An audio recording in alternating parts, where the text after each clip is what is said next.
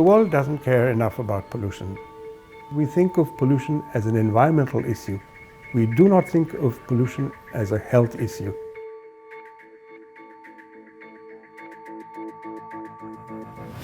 It kills more people than war, than hunger, than malaria or AIDS or tuberculosis. All of these pale in comparison. In 2015, pollution-related diseases accounted for 9.6 million deaths. 92% of that burden is in low and middle income countries. That is big for us. It's big in terms of the distribution of the problem. To put it in plain speak, the distribution is unfair. It's not been on the public radar because there's been a lack of understanding of just how endemic this problem is and how many people are impacted. It's been forgotten.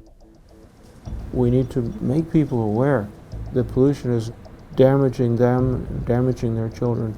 It may not be visible, but it's nonetheless very real. It is about huge loss of economic, community, and vital human ability. And that's why pollution should receive the attention and the fix that it deserves as a crusher of human capacity.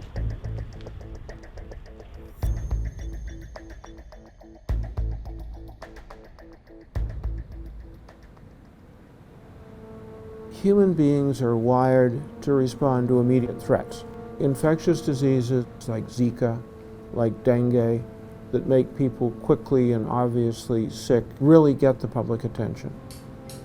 By contrast, non-communicable diseases, chronic diseases that are caused by pollution, learning disabilities, cancer, chronic lung disease, take years to play out. The connection between cause and effect is not visible, and people put it in the back of their mind. We're all exposed and all at risk, but the effects are seen most heavily on the very young and on the poor. The exposure of the poor to pollution is twofold. One is involuntary exposure, where the pollution is being caused by other people. The other kind of pollution that they're exposed to is one that they generate themselves. Artisanal gold miners who use mercury in their processes, tanners who use hexavalent chromium, battery recyclers who are exposed to lead fumes. In many cases, they're aware of what they're doing to their bodies, but they need to put food on the table for their families, and they don't see any alternative. And again, it's the children that are most affected. One of the most startling findings in the last several decades really has been the greater vulnerability of the developing fetus and young child to toxic chemicals and pollutants. Brain development is a highly choreographed, tightly programmed process, and any misstep can have serious effects on the child's ability to learn and to contribute to society.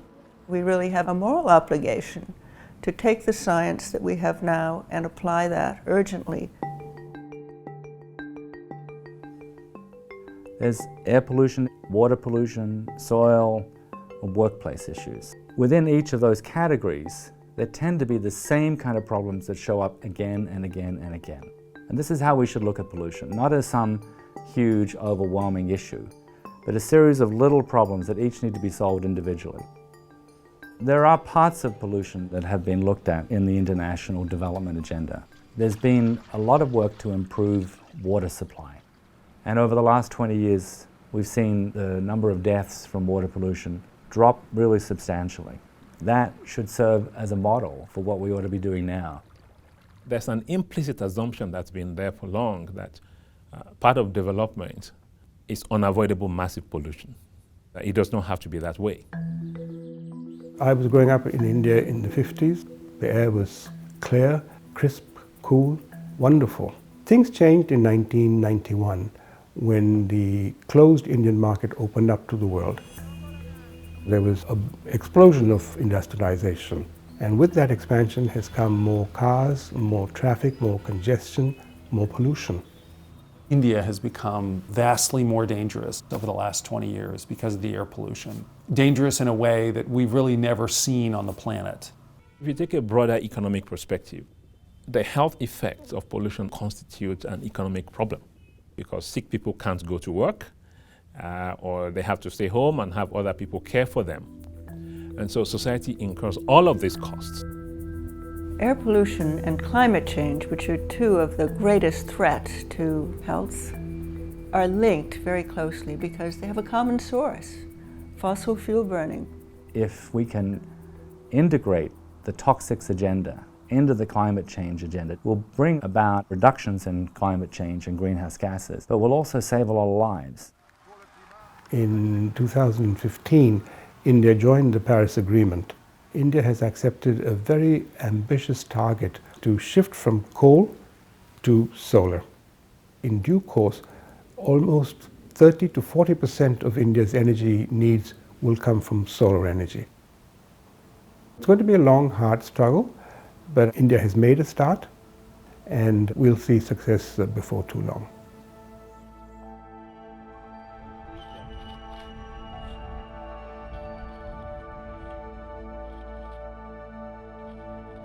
There's a series of smelters, and those are all shut down. The mine is closed, but the smelter waste is everywhere, and it has been everywhere for as long as everyone there's been alive. It's not a secret. It's just part of life in Kabwe. It's a poison town.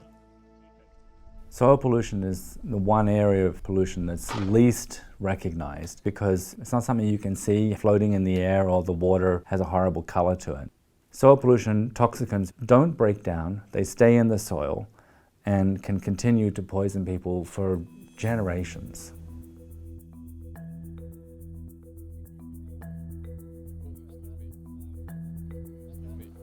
We show up, pull out the fabric and cut it to measure for each yard.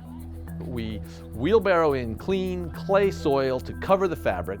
The fabric is both a barrier and a marker later. If you hit the fabric when you're digging, stop. Below there's dirty. Each house, it's one family that those kids don't have that daily impact with lead anymore.